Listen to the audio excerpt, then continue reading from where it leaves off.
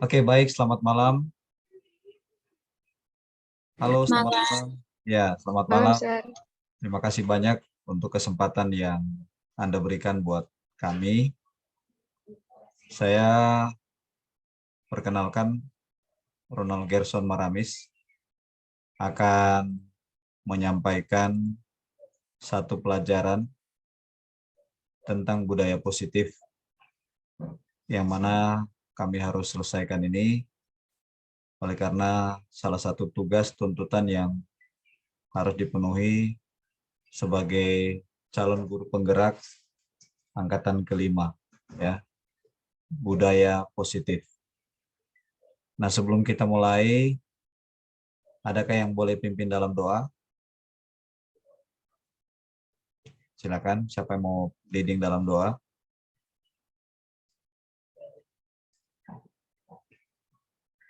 Oh, Marlev, mungkin boleh pimpin dalam doa, silakan. Oke, Mas, dalam doa. Bapa kami surga dan berserta penyertaan, ya pasti Tuhan. Sekarang mereka mendengarkan semua dari Saronal, biar saya bisa menjadi kita semua. Amin. Terima kasih, Marlev. Oke, budaya positif ini adalah kegiatan diseminasi pendidikan guru penggerak yang harus diberikan kepada Anda, ya.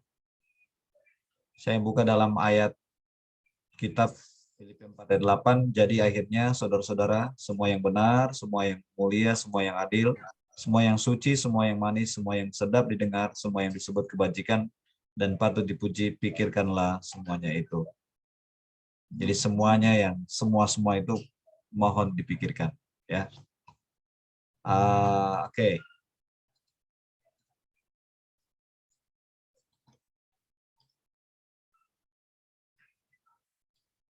Capaian pembelajaran yang kita akan capai malam hari ini yaitu memahami konsep pendidikan dari Ki Hajar Dewantara dihubungkan dengan konsep budaya dan lingkungan positif di sekolah yang berpihak pada murid.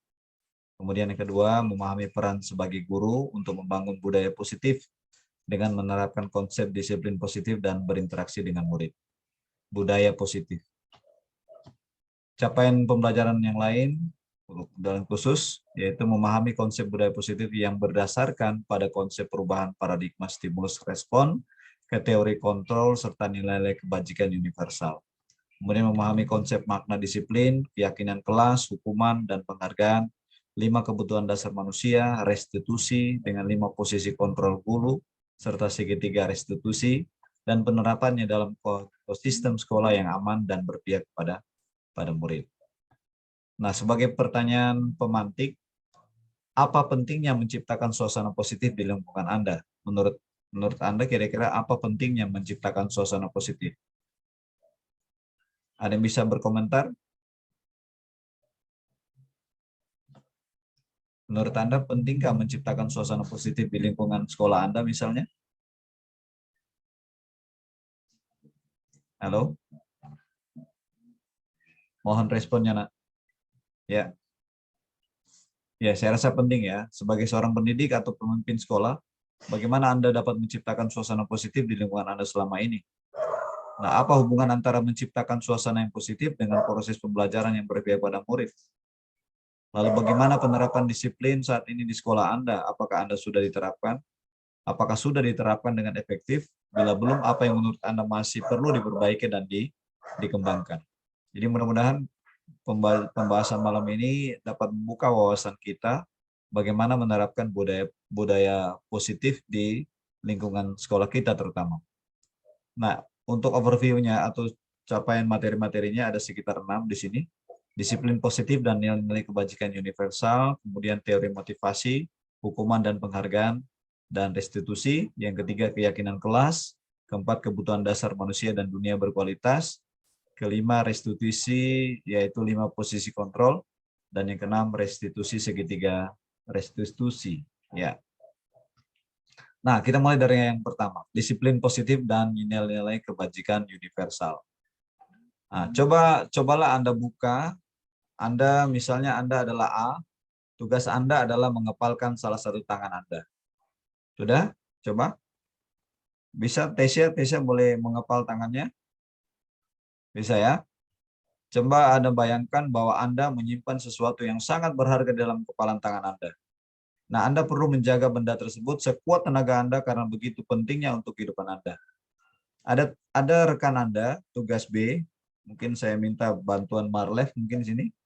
Ya, Yes, sir. bagaimana? Tesya bisa atau Fani bisa? Fani Kainde bisa? Bisa atau Kenny? Iya, Sir. Fani bisa dengar suara saya ini? Bisa ya? Fani yang sebagai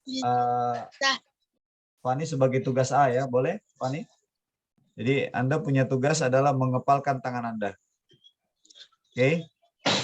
Tugas rekan B yaitu Marlev adalah mencoba dengan segala. Suara putus-putus. Oh, oke. Siapa yang mendengar suara saya? Suara putus-putus. Suara saya jelas kedengaran tidak? Jelas, Sir. Jelas, Sir. Jelas. Boleh Anda rubah nama Anda sesuai nama Anda. Di situ ada yang pakai nama-nama inisial. Ya. Bisa kedengaran Fani suara Sir? Bisa? Jelas? Bisa tapi putus-putus. Sekarang Fani beraction Kurang sebagai jelas. kalau baca di slide-nya Fani bekerja sebagai petugas A. Mengepalkan tangan ya. Oke, mengepalkan tangan. Kemudian Marlev, Anda punya tugas adalah membujuk Fani, menghardik, mengintimidasi, memarahi, menggoda, menggelitik, bahkan menawari dia uang bila perlu agar dia bersedia membuka kepalan tangannya. Bisa? Coba buktikan. Ayo, Marlev, coba buktikan bagaimana caranya Anda bisa mengintimidasi, menggoda, menggelitik Fani agar Fani boleh membuka tangannya. Silakan. 5 detik dari sekarang. Boleh? Gimana? Ya, silakan bilang sama Fani. Apa ke? Silakan. Ya. Ada? Ada yang membantu Marlev? Ini Fani lagi kepal tangan ini. Pak Fani lagi memegang sesuatu dalam tangannya. Anda harus bisa membujuk dia supaya dia bisa membuka kepalan tangannya. Ayo. Kenny mungkin? Atau Claudio? Coba, siapa yang mau coba? Mau sampaikan kata-kata sehingga Fani terbujuk sehingga dia membuka tangannya. Ada? Kenny mau coba, Kenny? Boleh, Sir. Coba. Silakan. Itu yang di dalam tanganmu itu apakah? Masih bisa saya lihat kah? Mungkin nanti saya bisa membayarnya dengan uang atau mungkin kamu ingin sesuatu, saya bisa makasihnya. Jikalau kamu membuka kepalan tanganmu. Fani, jawab Fani. Bagaimana Fani? Wah, Fani nggak ada reaksi. Nggak mempan kini. Siapa? Selain Fani, Tesya mungkin atau Fani, coba kan nanti hari Senin tak kasih jawaban kalau nggak buat kepalan tangan. astaga. Ini sobat kongsi di ujian meet ini. Halo. Ayo, sudah. Fani buka nggak itu? Fani tetap tidak buka. Nggak ngaruh tuh hari Senin. Tidak pengaruh. Oke, terima kasih ya. Terima kasih Fani. Terima kasih teman-teman yang lain ya. Ada beberapa pertanyaan untuk Anda jawab. Apakah Anda atau B membuka kepalan tangan Anda? Menurut Anda? Apakah tadi Fani membuka? Enggak, Sir. Enggak. Tidak. Enggak. Tidak. Dalam kegiatan ini sesungguhnya siapa yang memegang kendali atau kontrol untuk membuka atau menutup kepalan tangan? Apakah A atau B atau apakah Fani atau Anda tadi? A. Yang A. Fani yang memegang kontrol, ya. Fani yang memegang kontrol.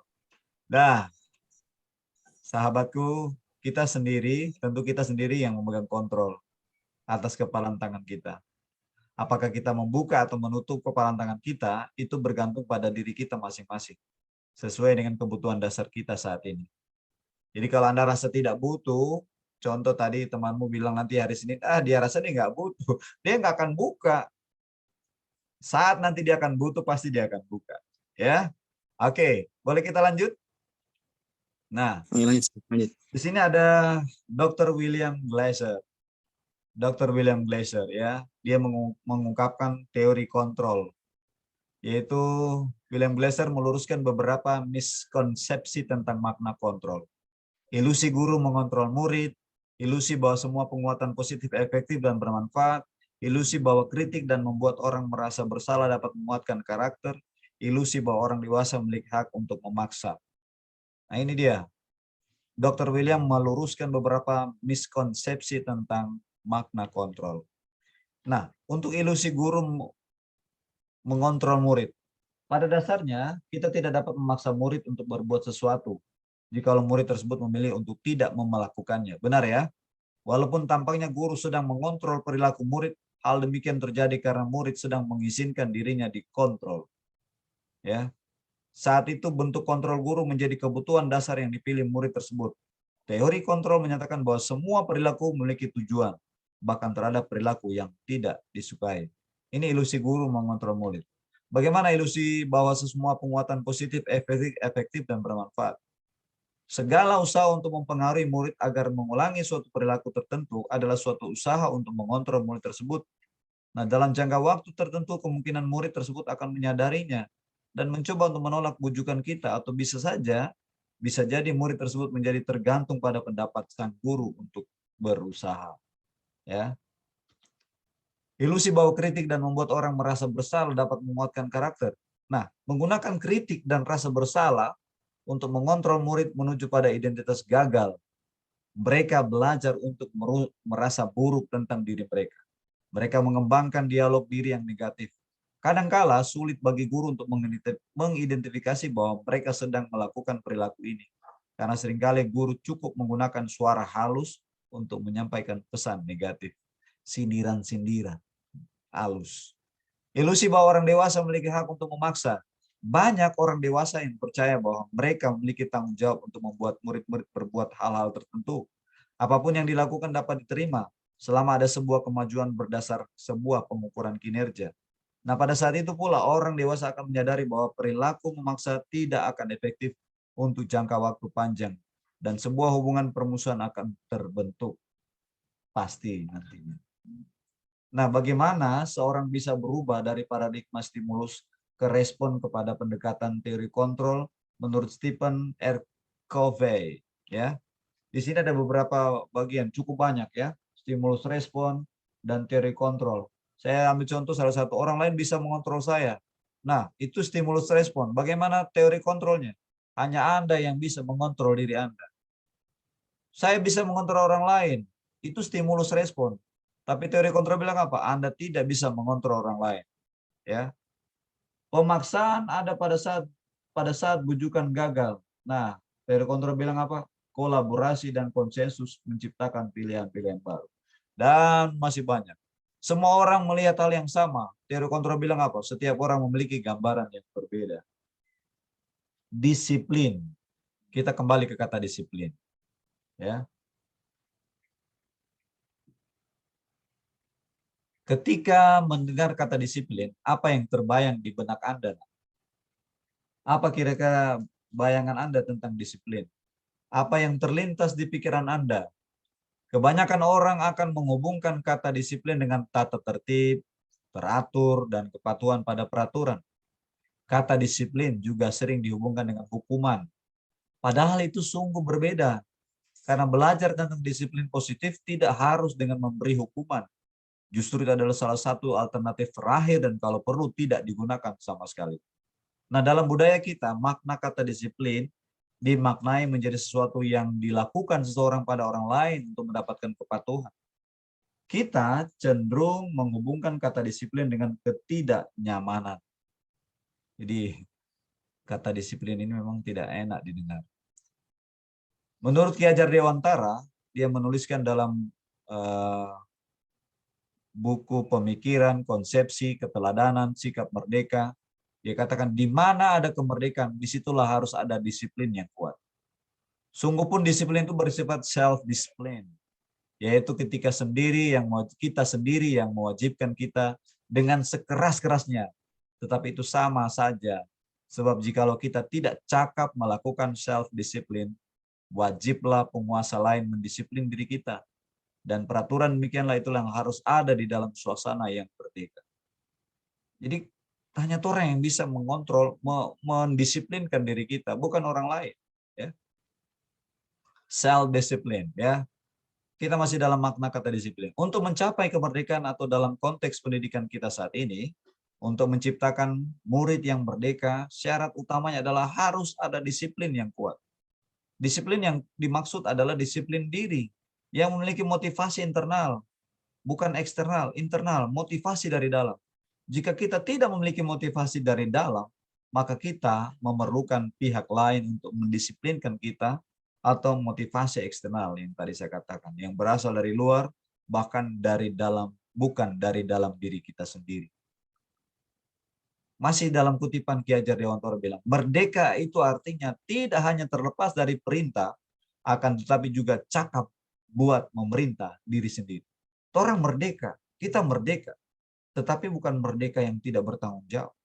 Sebagai pendidik, tujuan kita adalah menciptakan anak-anak yang memiliki disiplin diri sehingga mereka bisa berperilaku dengan mengacu pada nilai-nilai kebajikan universal dan memiliki motivasi intrinsik bukan ekstrinsik. Ya. Sahabatku, nilai-nilai kebajikan dari 6 institusi organisasi akan dimunculkan di sini. Kalau kurikulum Merdeka mewajibkan ini ya, profil pelajar Pancasila ya. Ada beriman, bertawakal kepada Tuhan Yang Maha Esa dan berakhlak mulia, berkebinekaan global, bergotong royong, kreatif, bernalar kritis dan mandiri. Ini yang dibumingkan di kelas 10 saat ini, kelas 7 dan kelas 4 SD ya, 4 ini 5. Nah, IBO Primary Years Program PAP menuliskan sikap murid itu harus memiliki toleransi, rasa hormat, integritas, mandiri, menghargai, antusias. Banyak sekali di situ. Sampai kepada komitmen. 9 pilar karakter Indonesia menuliskan cinta Tuhan dan segenap cinta ciptaannya, kemandirian dan tanggung jawab, kejujuran, hormat, dermawan, percaya diri, kepemimpinan, baik, rendah hati, toleransi, kedamaian, dan kesatuan. Ini 9 pilar karakter. Petunjuk seumur hidup dan keterampilan hidup menjelaskan juga bahwa untuk keterampilan hidup kita cukup mencakup 5. Dapat dipercaya, lurus hati, pendengar yang aktif, tidak merendahkan orang lain, memberikan yang terbaik dari diri. Untuk petunjuk hidup cukup banyak poinnya ini. Dari peduli, penalaran, sampai kepada sumber pengetahuan, tanggung jawab, dan persahabatan. The 7 essential virtues juga menuliskan empati, suara hati, kontrol diri, rasa hormat, kebaikan, toleransi, keadilan. Ini nilai-nilai proyek kebajikan ya. Peduli, rajin, integritas, rasa hormat ya. Kalau kita ambil satu konsep kebersihan itu masuk kepada kesantunan, keadilan, pengabdian ya. Mau ambil dari tenggang rasa, harga diri, kedamaian, dan ketegasan. Gotong royong, rendah hati, keteguhan, dan pengertian. Banyak sekali. Nah, kalau kita lihat standar pendidikan nasional yang dituliskan dalam rangka menciptakan lingkungan yang positif, maka setiap warga sekolah, baik guru, siswa, siapa saja warga sekolah, dan pemangku kepentingan perlu saling mendukung, menghayati, dan menerapkan nilai-nilai kebajikan yang telah disepakati bersama. Untuk dapat menerapkan tujuan mulia tersebut, maka seorang pemimpin, pembelajar perlu berjiwa kepemimpinan sehingga dapat mengembangkan sekolah dengan baik agar terwujud suatu budaya sekolah yang positif sesuai dengan standar kompetensi pengelolaan yang telah ditetapkan. Tujuan mulia dari penerapan disiplin positif adalah agar terbentuk murid-murid yang berkarakter, berdisiplin, santun, jujur, peduli, bertanggung jawab, dan merupakan pembelajar sepanjang hayat sesuai dengan standar kompetensi lulusan yang diharapkan. Jadi standar pendidikan meminta kepada kita menerapkan nilai-nilai kebajikan yang digarisbawahi. Ini sebagian contoh situasi di mana saya petik ya nilai-nilai kebajikan yang sementara dijalankan di sekolah kita ya. Ada kegiatan triple seven, doa bersama, doa kelompok, baca Alkitab ya. Banyak petikan, cuman ini yang kami temukan. Yang kedua, teori motivasi, hukuman dan penghargaan serta restitusi. Mari kita tunjukkan. Nah, sebagai seorang guru, saat Anda hadir mengajari kelas tepat waktu, motivasi apakah yang mendasari tindakan Anda? Apakah Anda datang tepat waktu karena tidak ingin ditegur oleh atasan? Apakah Anda ingin mendapatkan pujian? Apakah Anda ingin menjadi orang yang menghargai waktu? Kalau Anda sebagai guru, manakah motivasi yang paling kuat mendasari tindakan Anda dari beberapa poin di atas? Menurut Anda? Boleh ada yang komentari? Shalomita, ada? Kalau Anda jadi guru misalnya, saat Anda hadir mengajar di kelas tepat waktu, motivasi apa yang mendasari Anda buat itu? Datang tepat waktu, datang Mungkin Ingin menjadi orang yang jadi semangat dong, Sir. jadi semangat. Oke, yang lain? Apakah Anda datang karena tidak ingin ditegur oleh contoh bagian kurikulum, tidak ingin ditegur oleh kepala sekolah, bahkan ada surat peringatan? Ataukah Anda ingin mendapatkan pujian karena atasan Anda memuji, wah luar biasa ibu bapak guru ini, luar biasa, rajin sekali datang pagi dan seterusnya. Ataukah Anda ingin menjadi orang yang menghargai waktu, menghargai diri Anda sendiri sebagai teladan bagi murid? Di 3 poin ini mana yang Anda pilih? ingin menjadi teladan bagi murid-murid. Luar biasa.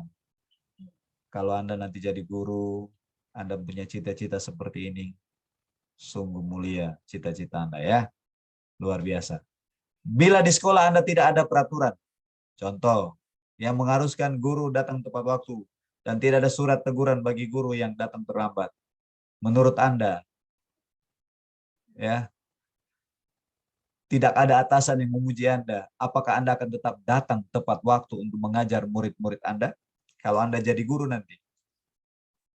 Tidak ada aturan di sekolah. Tidak ada surat teguran bagi guru yang datang terlambat. Anda lihat si A, aduh, dia selalu datang terlambat. Masuk kelas terlambat, keluar lebih cepat, masuk terlambat, keluar lebih cepat. Ya, tidak ada atasan yang memuji Anda. Anda sudah berusaha, Anda datang pagi, Anda bekerja, semua tugas rampung, komplit. Tidak ada atasan yang memuji Anda. Apakah Anda akan tetap datang tepat waktu untuk mengajar kalau Anda jadi guru, nak? Apakah jawabanmu? Ya, enggak, Sir. Pastinya orang jadi orang enteng dan waktu begitu ya, Sir. Oke. Jadi terpengaruh dengan mereka kan pastinya, terpengaruh. 3 motivasi perilaku manusia menurut Diana Gosen. Dia menuliskan, untuk menghindari ketidaknyamanan atau hukuman, untuk mendapatkan imbalan atau penghargaan dari orang lain, dan untuk menjadi orang yang mereka inginkan dan menghargai diri sendiri dengan nilai yang mereka percayai. Ini 3 motivasi perilaku manusia. Ya, yang pertama biasanya untuk menghindari ketidaknyamanan atau hukuman. Motivasi itu muncul karena mungkin Anda rasa tidak nyaman. Anda rasa Anda mau menghindar dari hukuman. Itu motivasi perilaku manusia. Yang kedua, motivasi itu bisa didapatkan karena Anda mau dapat imbalan. Anda terangsang untuk datang pagi, berdoa, dan seterusnya, karena mau ada penghargaan. Dan yang ketiga adalah menjadi orang yang mereka inginkan dan menghargai diri sendiri dengan nilai-nilai yang mereka percaya. Ini 3 motivasi perilaku manusia yang kalau kita rangkumkan ada dalam diri kita. Ya. Kita termotivasi mau melakukan itu, mau lakukan tugas, mau buat ini, karena ada beberapa bagian, 3 bagian. Bisa jadi salah satu dari bagian ini. Ya. Menurut Anda, dari ketiga jenis motivasi yang disebutkan pada pertanyaan sebelumnya, motivasi manakah yang saat ini paling banyak mendasari perilaku murid-murid Anda, teman-teman Anda di sekolah? Yang dapat penghargaan. Karena mau dapat apa? Imbalan. Ya toh? Saya mau buat ini karena imbalannya nilai. Saya mau lakukan ini karena imbalannya nilai. Saya berjuang mati-matian pulang sore mungkin mau hias kelas, dekor kelas karena mau dapat imbalan, mau dapat penghargaan, mau dapat pujian. Luar biasa. Strategi apa yang selama ini Anda terapkan untuk menanamkan disiplin positif pada murid Anda? Dan bagaimana hasilnya pada perilaku murid Anda? Wow, banyak sekali strategi yang bisa kita lakukan. Nah, nilai-nilai kebajikan apa yang Anda rasakan penting saat ini untuk ditanamkan pada murid Anda, kelas di sekolah Anda, dan mengapa nilai itu harus disampaikan? Ya, tentunya banyak strategi yang kita akan buat. Tetapi lewat pemaparan malam ini, ya, akan menolong Anda sebagai guru, apakah Anda sebagai guru, apakah Anda sebagai siswa, untuk benar-benar menyadari itu. Kasus yang pertama, di sini Iva kurang menguasai pelajaran matematika, dan memang banyak siswa yang nggak suka pelajaran matematika. Sehingga pada saat pelajaran tersebut berlangsung, dia lebih banyak berdiam diri untuk menggambar di buku pelajarannya. Kita lihat case pertama ya. Pada saat guru matematikanya, yaitu Pak Tono, menanyakan pertanyaan, Iva menjadi gugup dan tidak sengaja menjatuhkan tasnya dari kursi. Serta tiba-tiba menjadi gagap pada saat berupaya menjawab seperti tak kancing CD. Kalau putar CD tak kancing. Seluruh kelas pun tertawa melihat perilaku Iva yang bicara tergagap dan terkejut. Mukanya mungkin sudah merah, pucat. Ya. Pak Tono pada saat itu membiarkan teman-teman Iva menertawakan Iva yang tergagap dan malu luar biasa.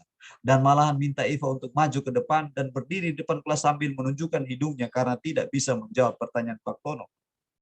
Kelas makin gaduh. Anak-anak pun tertawa melihat Iva di depan kelas memegang ujung hidungnya. Pertanyaan pertama, apakah Anda setuju dengan tindakan Pak Tono? Tidak. Enggak, Sir, enggak. Tidak, Sir. Tidak. Oke, Itu baik-baik. Kenapa Anda tidak setuju? Karena itu sampai dengan mau kasih malu begitu dong. Sir, termasuk pembulian, Sir. Pembulian, Sir. Pembulian. Tindakan yang tidak benar. Kedua, menurut Anda tindakan Pak Tono terhadap Iva adalah sebuah hukuman atau konsekuensi? Hukumankah atau konsekuensi yang dilakukan Pak Tono kepada Iva? Menurut Anda, Tidak hukuman? dua-duanya. Tidak dua-duanya. Kenapa tidak dua-duanya? Hukuman atau konsekuensi? Oke. Kita lihat, di sini ada hukuman, ada konsekuensi, dan ada restitusi. Mana yang kita mau pakai sebenarnya di sini? Ya, apakah hukuman, konsekuensi, dan restitusi? Pernah Anda dengar kalimat ini? Hukuman sering, konsekuensi sering, restitusi? Belum pernah dengar? Oke, mari kita lihat. Tindakan terhadap suatu pelanggaran pada umumnya berbentuk hukuman atau konsekuensi. Yang dilakukan tadi Pak Tono itu hukuman atau konsekuensi. Nah, dalam pelajaran malam ini diperkenalkan program disiplin positif yang dinamakan restitusi. Restitusi. Jadi bukan hukuman, bukan konsekuensi, tetapi restitusi. Apa itu restitusi? Restitusi adalah proses menciptakan kondisi bagi murid untuk memperbaiki kesalahan mereka, sehingga mereka bisa kembali pada kelompok mereka dengan karakter yang lebih kuat, menurut Gosen yang dikutip dari buku ditulis tahun 2004. Restitusi juga merupakan proses kolaboratif yang mengajarkan murid untuk mencari solusi untuk masalah mereka dan membantu murid berpikir tentang orang seperti apa yang mereka inginkan dan bagaimana mereka harus memperlakukan orang lain. Juga diambil dari Classroom Gosen di tahun 1996. Ini Anda lihat sebuah tabel, ada tabel identitas gagal dan identitas sukses, identity success, and identity fail. Hukuman, ya. Hukuman itu sesuatu yang menyakitkan harus terjadi, benar ya? Kalau bicara konsekuensi ini masuk kepada disiplin. Disiplin kalau dalam tabel ini terlihat ada dua bagian, konsekuensi atau restitusi. Tidak nyaman untuk murid, anak untuk jangka waktu panjang, itu hukuman. Konsekuensinya apa? Tidak nyaman untuk murid, anak untuk waktu yang pendek. Bagaimana restitusinya? Menguatkan untuk murid, anak dalam jangka waktu yang panjang. Bicara korban mendapatkan keadilan. konsekuensinya korban bisa diabaikan. Kalau bicara restitusinya, korban mendapatkan ganti. Ya. Sistem tidak akan berjalan bila murid tidak takut. Itu hukuman. Konsekuensinya memerlukan monitoring. Restitusinya murid belajar bertanggung jawab untuk perilakunya. Ya. Peraturannya adalah kamu harus, itu bicara hukuman. Tetapi konsekuensinya dalam konteks disiplin, apa peraturannya? Mampukah kamu melakukannya? Terima kasih. Tetapi dalam konsep restitusi, dia pasti akan menanyakan apa yang kamu yakini. Apa yang bisa kamu lakukan untuk memperbaiki masalah ini. Dalam identitas kegagalan hukuman, murid, anak, siswa bisa membenci peraturan. Konsekuensinya apa? Murid akan menghormati peraturan. Restitusi, murid akan menghormati dirinya dan orang lain, bukan peraturannya yang dihormati. Awas kalau dilakukan lagi ya, nanti awas kamu, awas kamu. Selalu ada kata itu, awas, satu kali lagi ya, awas. Itu hukuman, bentuk kata negatif. Konsekuensinya, lakukan apa yang saya katakan, ini bicara disiplin. Tetapi restitusi, lagi-lagi, apakah hal ini yang sesungguhnya ingin kamu lakukan? Dan seterusnya. Konsep diri buruk, konsep diri baik, konsep diri kuat. Anda mau pilih yang mana? Hukuman, konsekuensi, atau restitusi? Nah, Restitusi. pasti Anda akan memilih restitusi. Ya, banyak sekali konsep-konsep ini. Hukuman bisa bersifat tidak terencana atau tiba-tiba. Ya, seperti kejadian-kejadian kemarin di kelas, itu hukuman. Kamu tidak ini, keluar. Itu aku lakukan. Keluar. Anak atau siswa tidak tahu apa yang akan terjadi dan tidak dilibatkan. Hukuman bersifat satu arah. Kenapa? Karena cuma guru, dari pihak guru yang memberikan. Dan murid hanya menerima suatu hukuman tanpa melalui suatu kesepakatan atau pengarahan dari pihak guru, baik sebelum dan sesudahnya. Hukuman yang diberikan bisa berupa fisik maupun psikis. Siswa, murid pasti akan disakiti oleh suatu perbuatan atau kata-kata. Ya. Sementara disiplin dalam bentuk konsekuensi sudah terencana atau sudah disepakati, sudah dibahas dan disetujui oleh murid dan guru. Umumnya bentuk-bentuk konsekuensi dibuat oleh pihak guru sekolah dan murid sudah mengetahui. Jadi konsekuensi ini masih sebelah pihak. Ya. Ada yang sudah dikatakan kesepakatan tapi masih ada yang belum. Pada konsekuensi murid tetap dibuat tidak nyaman untuk jangka waktu pendek. Itu bicara konsekuensi. Ya. Konsekuensi biasanya diberikan berdasar suatu data yang umum yang dapat diukur. Misalnya setelah 3 kali tugasnya tidak diselesaikan, pada batas waktu yang diberikan, atau murid melakukan kegiatan di luar kegiatan pembelajaran. Biasanya dia ngobrol dan lain-lain. Peraturan dan konsekuensi yang mengikuti ini sudah diketahui sebelumnya oleh murid. Sikap guru di sini senantiasa memonitor murid. Ini kelakuan guru. Lari mengelilingi lapangan basket 2 kali karena terlambat hadir di sekolah. Menurut Anda itu sanksi, konsekuensi, atau hukuman?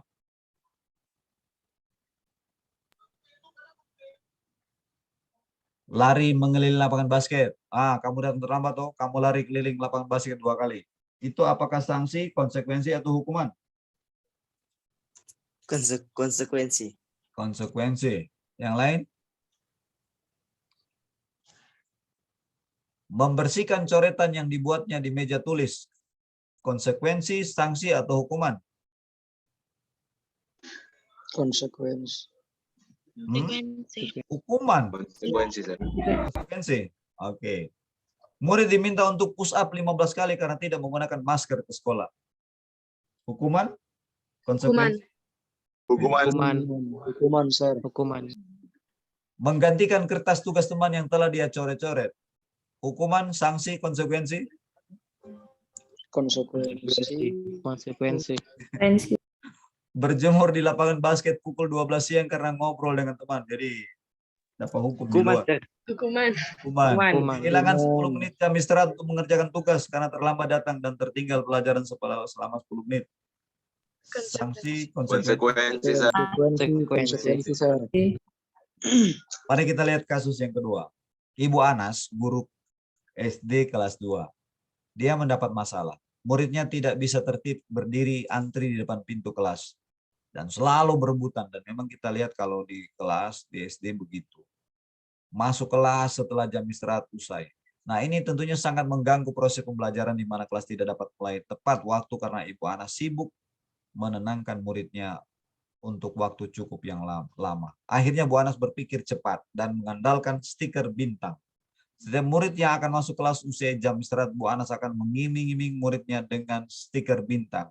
Siapa yang dapat berdiri lurus dan berbaris rapi antri di depan pintu dapat stiker bintang dari Ibu Anas. Sebagian besar muridnya menyambut tantangan tersebut dan langsung berdiri rapi di depan pintu agar mendapatkan stiker bintang. Hal ini terus dilakukan Bu Anas selama beberapa minggu karena cukup berhasil membuat murid-muridnya berdiri rapi antri di depan pintu. Sampai pada suatu saat Bu Anas sakit dan terpaksa diganti Pak Heru. Pak Heru tidak mengetahui tentang stiker bintang dan benar saja pada saat masuk ke kelas usai jam istirahat, murid-murid kelas 2 kembali berebutan masuk kelas. Apa yang terjadi? Mengapa? Pertanyaan, berdasarkan teori motivasi yang telah Anda lihat tadi, pelajaran sebelumnya, kira-kira motivasi murid-murid kelas 2 tadi bersedia berdiri sebelum masuk kelas karena apa? Mendapat imbalan. Karena mendapat imbalan, sir. imbalan. Hadiah Mendapatkan bimbel, imbalan. sir. Luar biasa. Adakah cara lain agar murid-murid kelas 2 bersedia antri di depan kelas tanpa diberikan penghargaan stiker bintang? Menurut Anda? Apa coba? Nah, Anda mau latih jadi guru nih. Kira-kira apa? Ada ide? Kita nggak mau pakai stiker bintang. Aku mau pakai cookies biapong. Wah, sama. Bangkrut kamu nanti. Dihukum oleh penghargaan. Jadi sepertinya kita terhukum oleh penghargaan. Mari kita lihat. Saat kita berulang kali menjanjikan hadiah kepada anak-anak agar berperilaku bertanggung jawab, atau kepada seorang murid agar mempelajari sesuatu yang baru, atau kepada seorang karyawan, apa saja, siapa saja, agar melakukan pekerjaan berkualitas, kita sedang berasumsi mereka tidak dapat melakukannya, atau mereka tidak akan memilih untuk melakukannya. Jadi rupanya stimulus-stimulus itu tidak bagus. Penghargaan maupun hukuman adalah cara-cara mengontrol perilaku seseorang yang menghancurkan potensi untuk pembelajaran yang sesungguhnya. Menurut Kohn, secara ideal tindakan belajar itu sendiri adalah penghargaan sesungguhnya. Ada pengaruh jangka panjang dan jangka pendek, ya. Penghargaan efektif jika kita menginginkan seseorang melakukan sesuatu yang kita inginkan dalam jangka waktu pendek.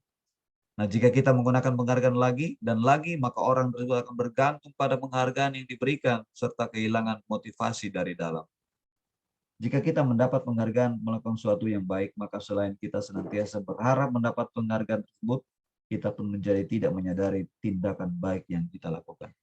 Jadi rupanya Anda dan saya kalau mau kerjakan sesuatu, termotivasi oleh karena mau mendapatkan penghargaan, ini masih masuk kategori dihukum oleh penghargaan. Ya, banyak ini. Penghargaan menghukum mereka yang tidak mendapatkan penghargaan. Misalnya dalam sistem ranking, mereka yang mendapatkan ranking kedua akan merasa paling dihukum. Kenapa saya tidak bisa ranking 1? Begitupun ranking 3, 4, dan seterusnya. Karena orang pada dasarnya tidak suka dikendalikan dalam jangka waktu lama. Penghargaan akan terlihat sebagai hukuman. Jika suatu penghargaan diharapkan namun Anda tidak mendapatkannya, Anda akan merasa pasti terhukum. Motivasi dari dalam diri, intrinsik. Nah, ini dia. Saat seorang anak belajar untuk pertama kali menggabungkan huruf-huruf dan kata-kata, serta menyadari bahwa ia dapat membaca, timbul pijar di matanya dan sebuah senyuman di wajahnya. Mama, aku bisa bilang huruf A, O, B, gitu ya. Anak tersebut begitu gembira bahwa ia telah mempelajari dan menguasai suatu keterampilan baru. Kesadaran akan kemampuannya bahwa dia sudah dapat membaca sesungguhnya sudah merupakan sebuah penghargaan. Nah, jika kita memberikan penghargaan kepada seorang anak pada saat dia sedang merasa bangga dengan pencapaiannya sendiri, maka kita mengambil kegembiraan yang saat itu sedang dirasakan secara alami. Ketiga, masih ada 3 lagi ya. Oh, bersabar. Keyakinan kelas. Ini mungkin belum pernah kita praktikkan di kelas 10. Nanti setelah kegiatan ujian Meet Blog kita akan coba praktikkan ini. Mengapa kita sudah praktikkan di kelas 12? Mengapa kita memiliki peraturan tentang penggunaan helm pada saat mengendarai kendaraan roda 2? Jawab. Ada yang bisa jawab? Kenapa Anda harus pakai helm waktu bawa motor? Untuk menghindari Agar cedera tidak di kepala. kecelakaan, sir. Menghindar dari kecelakaan. Anda tahu Anda akan celaka. Cedera di kepala menghindari. Oh, Iya, sir. menjaga keselamatan kepala. Nah, mengapa kita memiliki peraturan tentang penggunaan masker dan mencuci tangan setiap saat? Agar terhindar apa? COVID ya. Agar terhindar dari virus COVID, sir. Murid-murid perlu mendengarkan dan memahami arti sesungguhnya tentang peraturan yang diberikan. Apa nilai kebajikan di balik peraturan tersebut dan apa tujuan utamanya, dan jadi tidak tertarik atau takut sehingga hanya sekedar mengikuti serangkaian peraturan yang kita lihat di sekolah. Masih ada yang tidak lengkap, tidak suka rapi, datang terlambat, ya berusaha mengatur dirinya sendiri. Pembentukan keyakinan sekolah atau kelas sangat diperlukan. Kenapa? Karena keyakinan kelas bersifat lebih abstrak daripada peraturan yang lebih rinci dan konkret. Keyakinan kelas berupa pernyataan yang universal. Pernyataan keyakinan kelas senantiasa dibuat dalam bentuk positif. Keyakinan kelas hendaknya tidak terlalu banyak. Keyakinan kelas sebaiknya sesuatu yang dapat diterapkan di lingkungan. Semua warga hendaknya ikut berkontribusi dan bersedia meninjau kembali jika dipandang perlu ada perubahan dari keyakinan kelas itu. Prosedur-prosedur pembuatan keyakinan kelas ini nanti akan dipraktikkan. Jadi contoh di sini ada kalimat negatif, jangan berlari di kelas atau jangan berlari di koridor itu. Mungkin akan diganti kalimatnya yang benar, berjalanlah di kelas atau di koridor. Jangan hindari kata-kata jangan, ya. Hindari kata-kata jangan. Nanti kita akan praktekkan ini, ya. Tinjau ulang keyakinan kelas dan seterusnya. Nah, ini ya beberapa contoh keyakinan kelas yang ada di kelas 1, kelas 5, dan kelas 7. Setiap anggota kelas perlu belajar. Perlu senang, perlu melakukan tugas, perlu saling menghargai, itu di kelas 1. Kalau kelas 5 tidak akan mungkin sama dengan kelas 1. Selalu bersikap positif, senantiasa menjadi diri terbaik, dan seterusnya. Untuk kelas 7, naik lagi levelnya. Kami meyakini bahwa sangat penting untuk menghormati semua orang dan barang milik orang. Kami meyakini bahwa sangat penting untuk mengerjakan segala pekerjaan atau mengikuti kegiatan yang ditugaskan. Ya. Hormat tampak seperti dan tidak tampak seperti apa. Datang tepat waktu. Tidak tampak seperti apa. Sering hadir terlambat.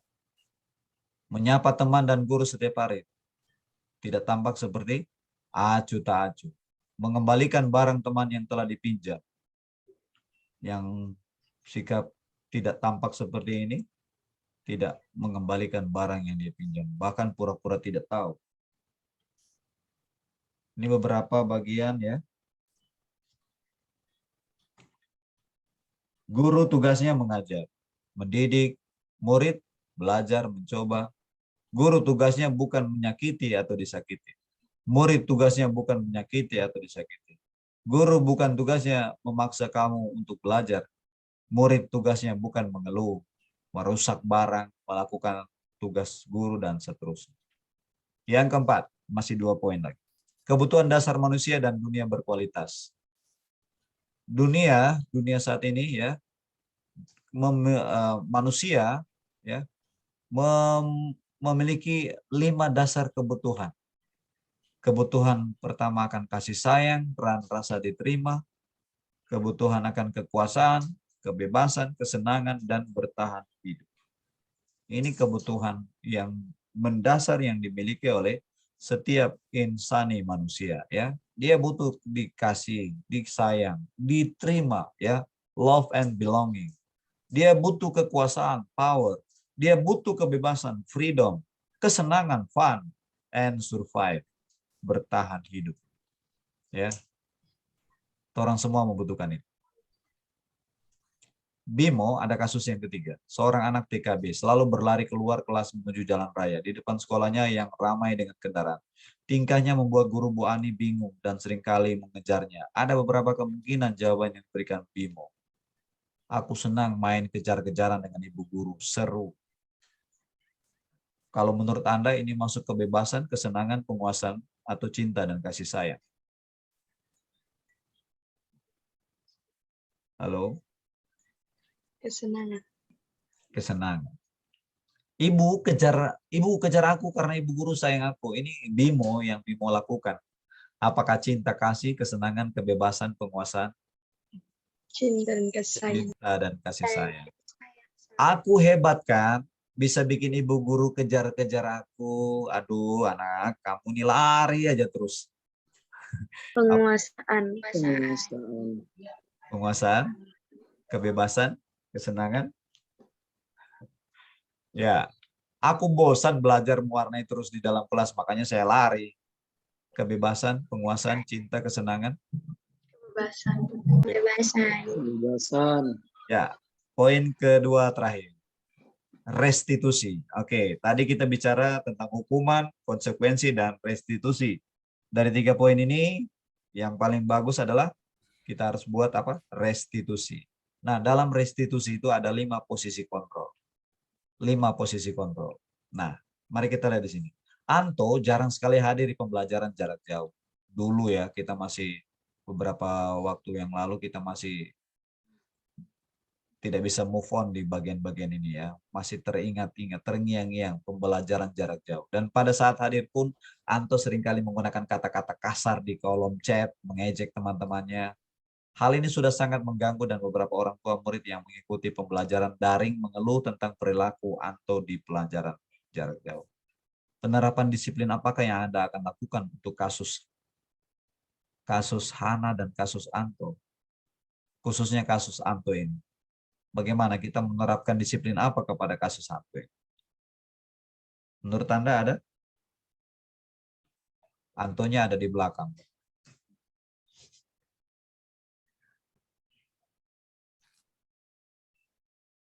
Apakah penghukum, pembuat merasa bersalah, teman, pemantau, atau manajer? Restitusi menawarkan 5 posisi kontrol itu. Ya, untuk kasus-kasus ini. Kenapa? Manajer seperti apa, Sir? Manajer. Manajer? Ya, Sir. Ya, oke. Nanti kita akan lihat. Penghukum. Siapa itu penghukum? Seorang penghukum bisa menggunakan hukuman fisik maupun verbal. Contohnya, patuhi aturan saya atau awas ya. Kamu selalu saja salah. Selalu. Pasti selalu yang terakhir selesai. Kamu pasti yang terakhir selesai. Lambat sekali kamu menulis. Guru seperti ini senantiasa percaya hanya ada satu cara agar pembelajaran bisa berhasil, yaitu cara dia dengan menghukum.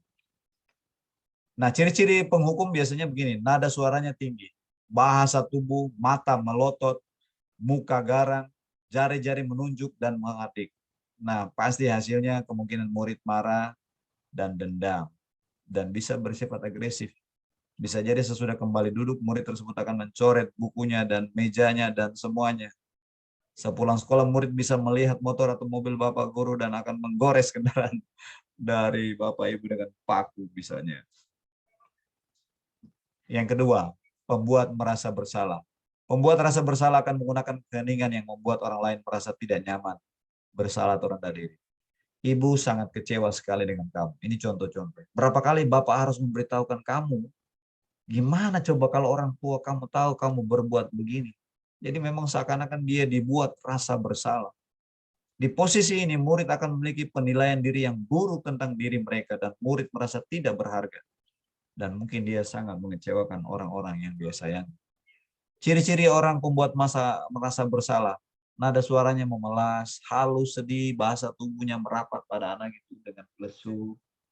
Dan hasilnya pasti murid akan merasa bersalah. Bersalah telah mengecewakan ibu dan seterusnya. Bagaimana posisinya yang sebagai teman? Tadi kalau kita mundur,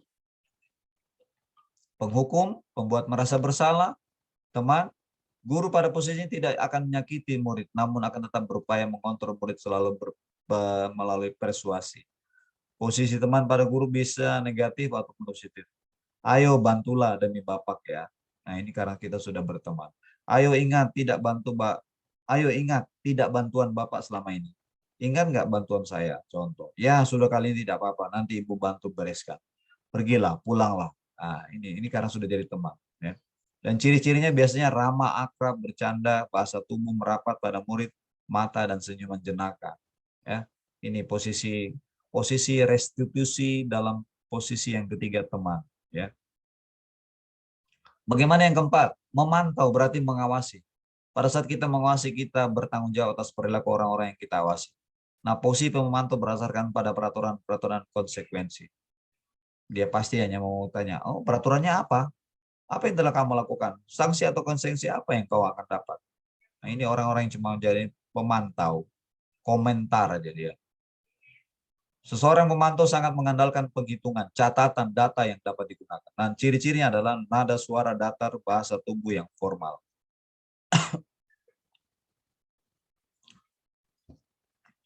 Di sini ada cerita guru, Adi, tahukah kamu jam berapa kita mau mulai? Tahu Pak, kata Adi.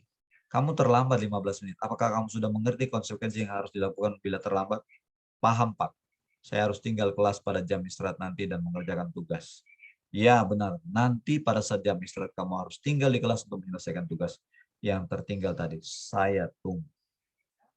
Pemantau, murid memahami konsekuensi yang harus dijalankan karena telah melanggar salah satu peraturan sekolah. Guru tidak menunjukkan suatu emosi yang berlebihan, menjadi marah atau membuat merasa bersalah. Murid tetap dibuat tidak nyaman, yaitu dengan harus tinggal kelas pada waktu jam istirahat. Ini pemantau. Yang Anda harus kerjakan apabila nanti Anda jadi guru, Anda harus mengerjakan posisi manajer. Posisi di mana guru berbuat sesuatu bersama dengan murid, mempersilahkan murid mempertanggungjawabkan perilakunya, mendukung murid agar dapat menemukan solusi dari masalahnya. Seorang manajer tidak memiliki keterampilan di posisi teman maupun pemantau. Dan dengan demikian bisa jadi di waktu-waktu tertentu kembali kepada kedua posisi itu bila diperlukan. Posisi manajer. Ya.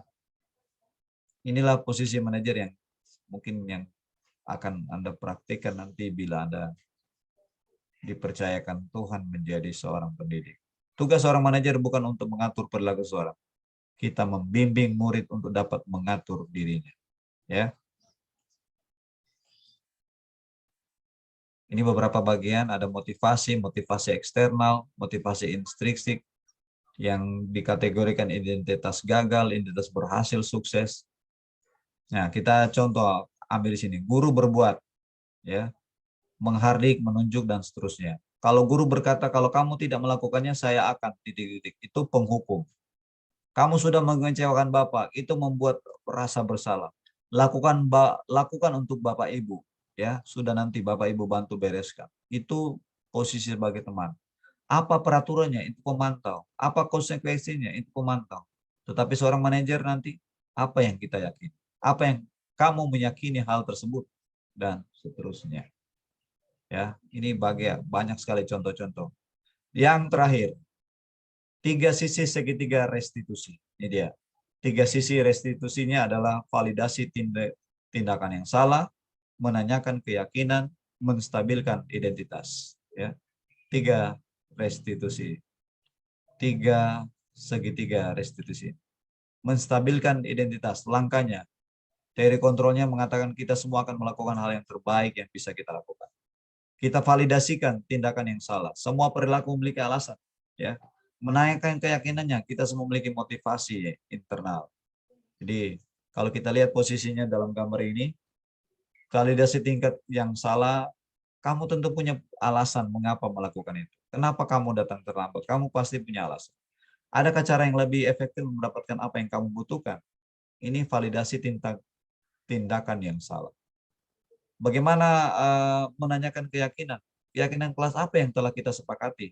Kamu ingin menjadi orang seperti apa? Ini menanyakan keyakinan. Dan menstabilkan identitas. Setiap orang pasti pernah melakukan kesalahan.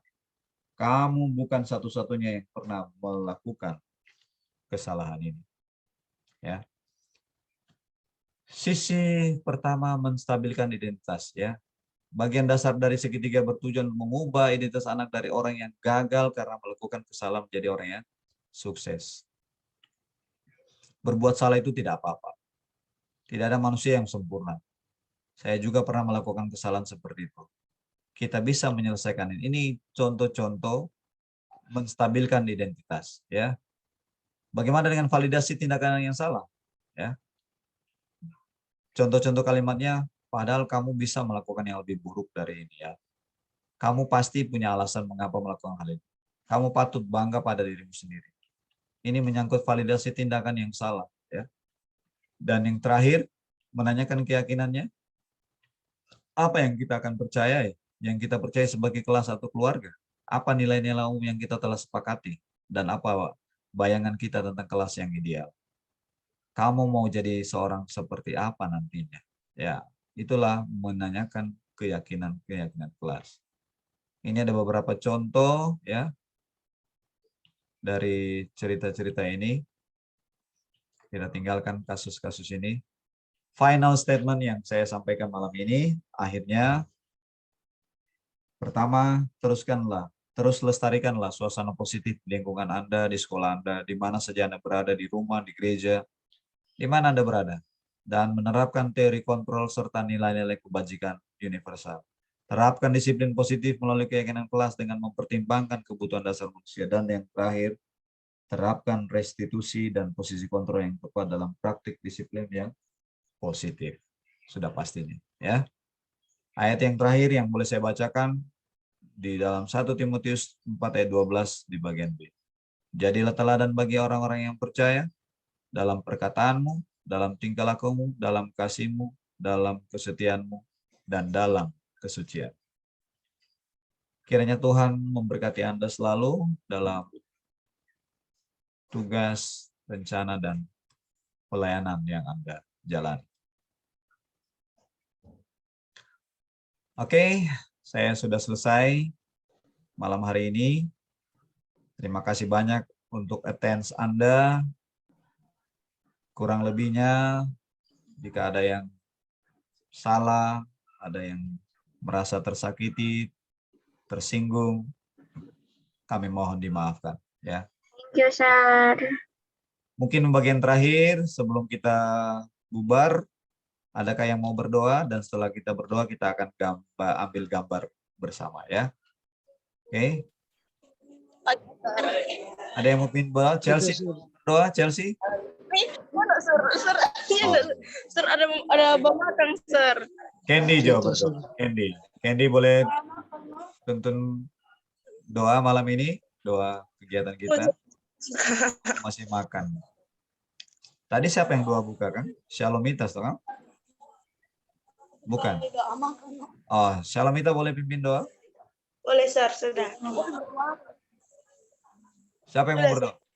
Kita Oke. Kita, Sir. Candy berdoa, silakan. Sikap baik dan berdoa, berdoa, ya Bapak yang berdoa surga, ucap syukur, sehingga kami masih boleh ada di malam hari ini dengan Tuhan saja diberkati oleh-Mu ya Tuhan.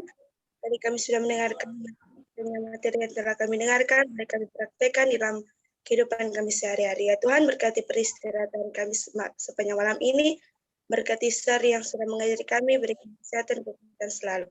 Ya Tuhan, ya doa kami dalam berdoa dan mengucap syukur. Boleh on kamera Anda? Saya mau ambil dokumentasi gambar. Boleh? Boleh di on kameranya? Ada tadi kata orang. Oke, siap. Berikan senyuman Anda yang baik. Smile, oke. 1, 2, 3. Oke, ada 2 layar ini. Satu lagi, aduh ada yang pakai handuk ini di kepala ini. 1, 2, 3. Ada mandi kembang alam. Oke, selamat bermalam minggu ya. Terima kasih. Sampaikan salam. Thank you, Sir. Bye, Sir. Thank you, Sir. Thank you, Sir. Bye. Yes, Sir. Thank you, Sir. Bye. Bye.